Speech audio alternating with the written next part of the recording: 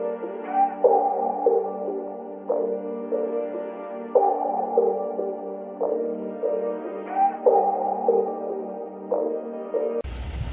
and welcome back to Street Eagle 520. Today I'm going to do a quick review of the dash camera that I use in my car and actually my truck, and the one that I just purchased identically for my wife's car. There's been way too many close calls in her car where she tells me about stuff, and I want there to be a camera in her car just in case something does happen. We have the evidence to prove whether it was someone else's fault or her fault. I just want to, be able to prove it. Anyway, so in this video is going to be an unboxing of the dash camera that I use. I bought a new one off of Amazon, and in full disclosure, the first one that Amazon sent me from a lightning deal was a return that had gone back to them. It did not have a charger or the mounting suction cup with it, so I was able to get them to rectify the situation and send me a new one. So this video is the unboxing of the new one and how it works and how well the resolution works for inside and outside camera, because the camera that I use is a Crosstour 720p. It's an inside and outside view dash cam. It's got a 1080p for the outside and 720p for the inside.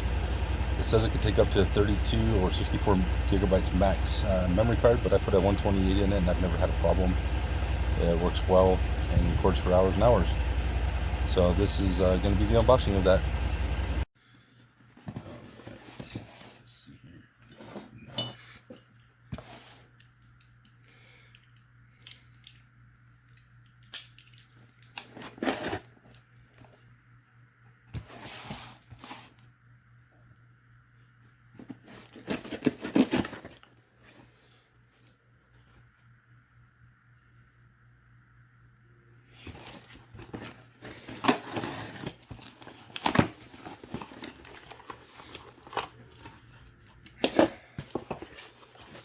This is the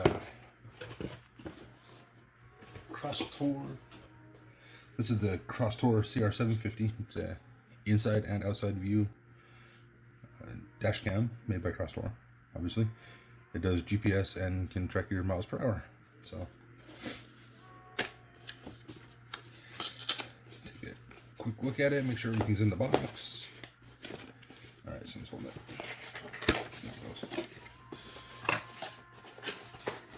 So what you get in there is two separate boxes. Comes in. You get the camera and its accessories.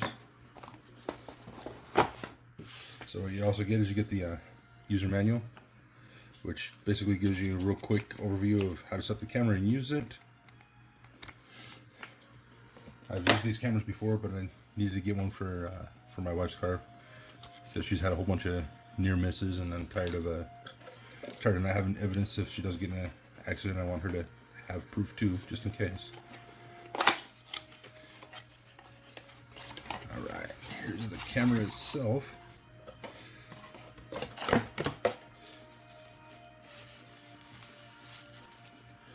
you can see, this is a new unboxed camera. I got it from Amazon. This is where Crosstour exclusively deals through. It's pretty straightforward. It's got the film on there to show that it is new. This is actually a replacement camera for one that they shipped me when they did a lightning deal earlier on in the week. I think it was last weekend.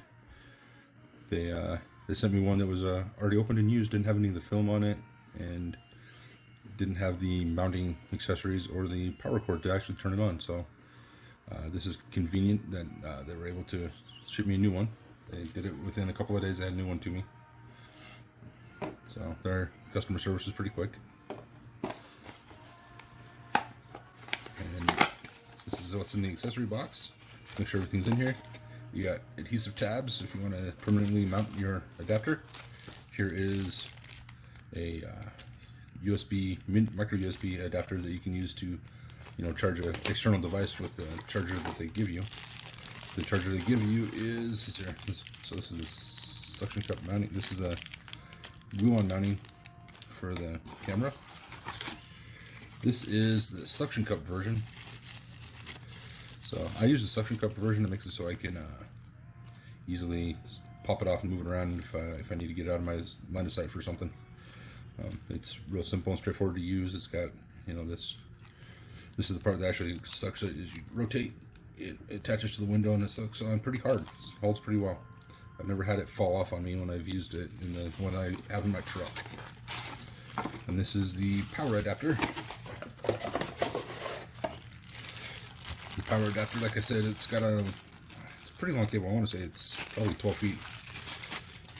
But it's also got a little, you can see right here, it's got another USB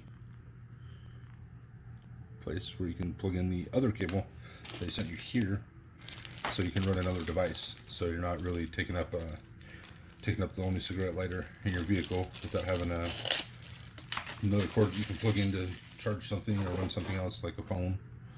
Most phones are going to USB-C though, so this cable is more for a slightly older style phone. So it's there. I'm gonna go ahead and I have a power bank right here. I'm gonna plug the camera in and turn it on and kind of show you guys how the menu works. Alright, so I'm gonna go ahead and get this plugged in. You can see this is the USB-C power, or sorry, micro USB power connector plugged in. And then I have a power bank right here that I use for all sorts of things. You can see that immediately turns the camera on. You can go through your setup. The menu is pretty straightforward to navigate. It's got up and down arrow on the left and right side. Right here, makes it real easy to navigate with. You can see in the setup here, it's asking me what language. The OK button is the top right. Click OK. And then today's date is 2020 June 27th. And it's approximately 10:30.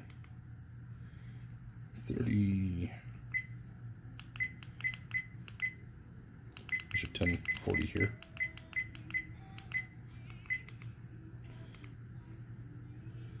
All right, and that's all set.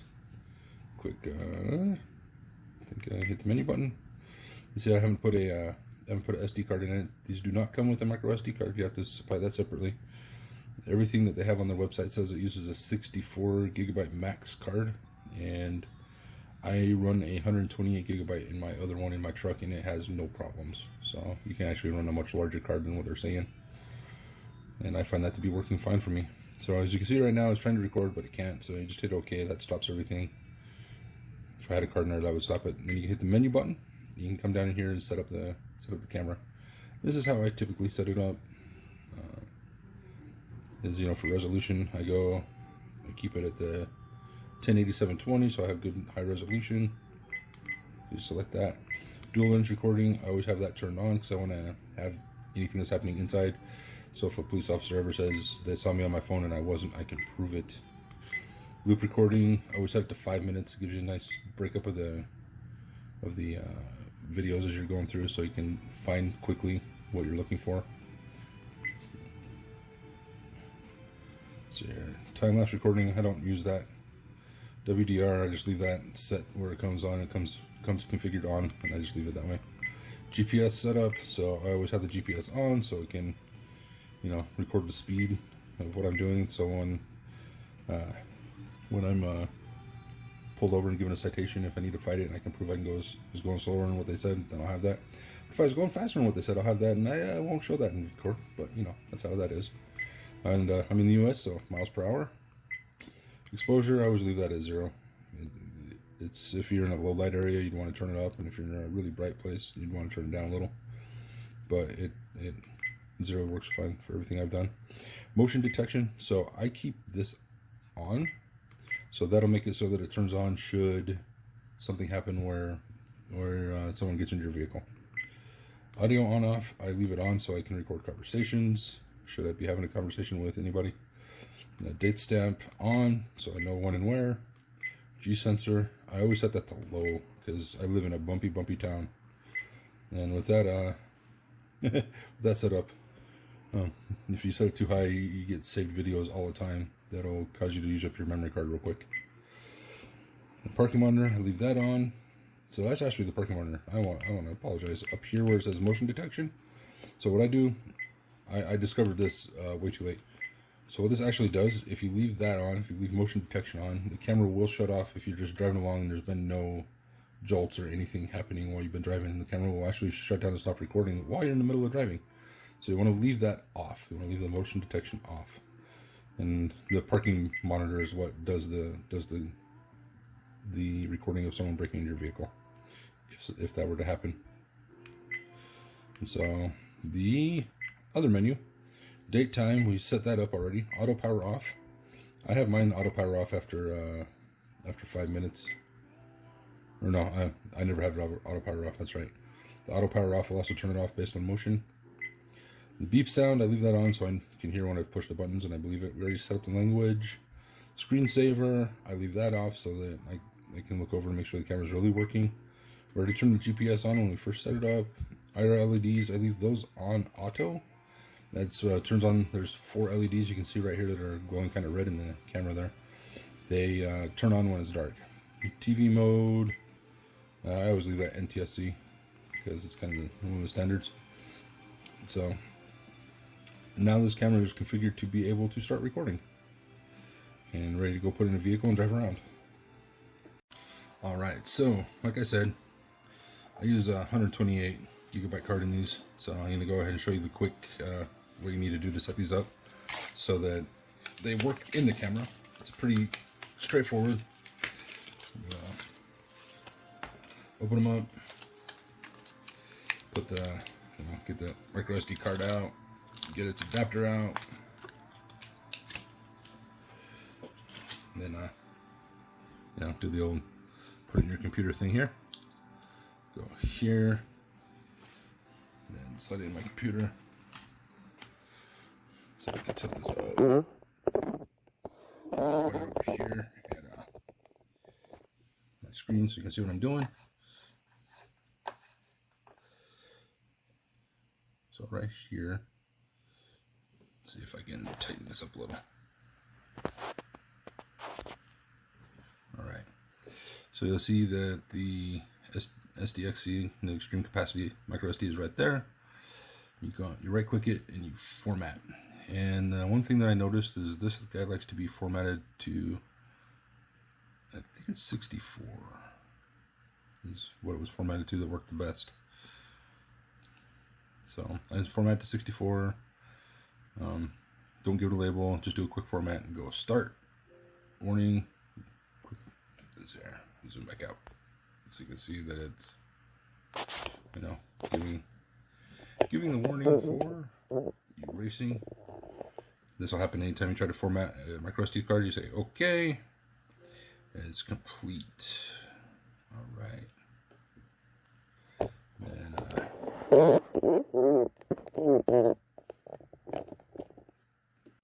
alright, so now that I've got this formatted out of my computer, popped it out, it's good to go. Pull it out, you see it's the 128, you just line it up to the hole here, get slide. So once you got it lined up, you gotta push it until it clicks. You can see that I powered it off because I was pushing the power button while I was holding it. So click it in. Still trying to click it in. I don't have very good fingernails for this. And I unplug the power just so you can see what's going on here. I have the ability to do this with tools. So you can see I can come in, click it in. Now it's properly installed. Plug back in the power, so it'll come back up when they can set it up. Set the SD card.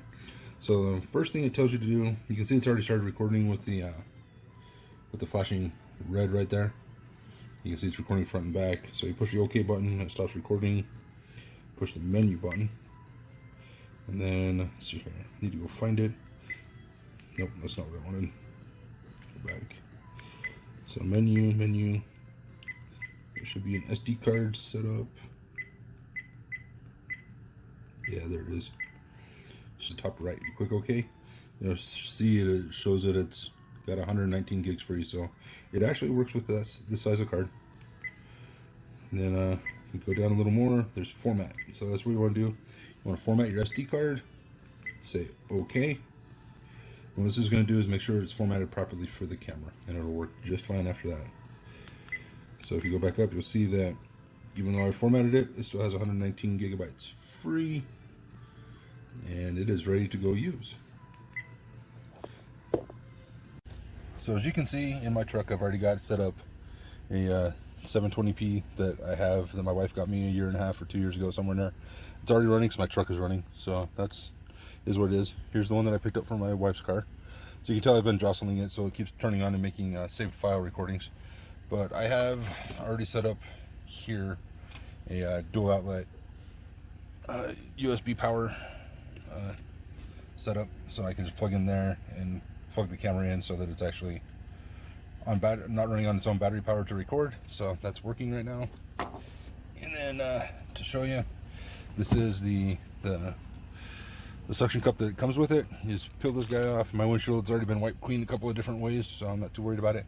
Just take it, I'll put it right next to my other camera right there, suction it on, and then there is a turn dial right here you can do that allows this to come down, and this part right here will rotate so you can slide the camera on. It's pretty straightforward. So once you got the suction cup mounted and adjusted, all you gotta do is take the camera. It's got a little slot right here on the top. You can kind of see. It's kind of dark in here to see it, but anyway, you can kind of see it. There's a slot here that comes up. It lines right up with the mounting bracket right here. You push it on, then you take a second and you can twist this to the direction you want, and then adjust the setting. That's pretty straight on. And then what you got to do is you got to tighten up this this knob right here so it doesn't start moving while you're driving. And now to set up, you can see that I'm now running two cameras. The one that I have for my car and the one for my wife's car. So anyways, all I'm going to do from here is switch over to just making a quick driving around video and show you guys the quality that you get with this camera.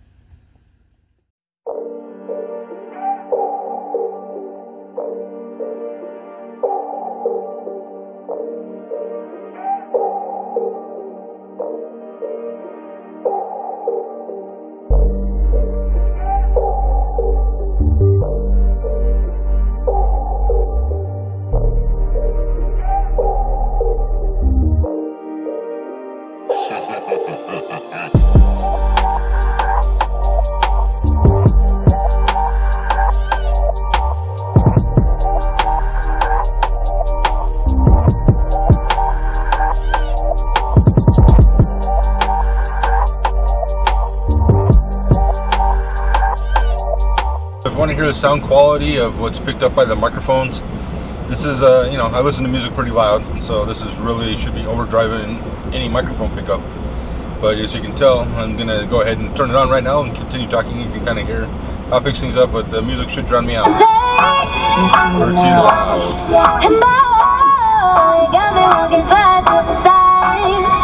I'm talking to you. See you standing over there with your body, feeling like I wanna rock with your body, and we don't gotta think.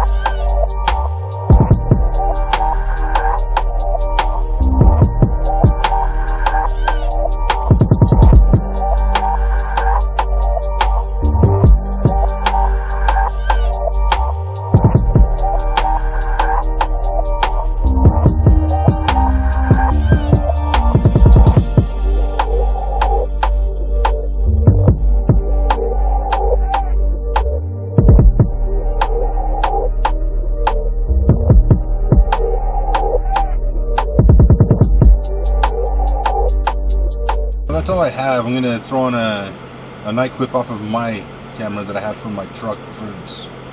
It's a couple years older than the new one that I got here, so it might be a little more, I don't know, maybe worse quality. It might be slightly different than what this new camera does, as it's a little bit older. but I'll throw in a night clip of someone running a stop sign about a week ago. You can see what the night vision looks like out the front. It's pretty straightforward, pretty easy to use. Other than that, hope you found this useful. Thank you, and thank you for watching.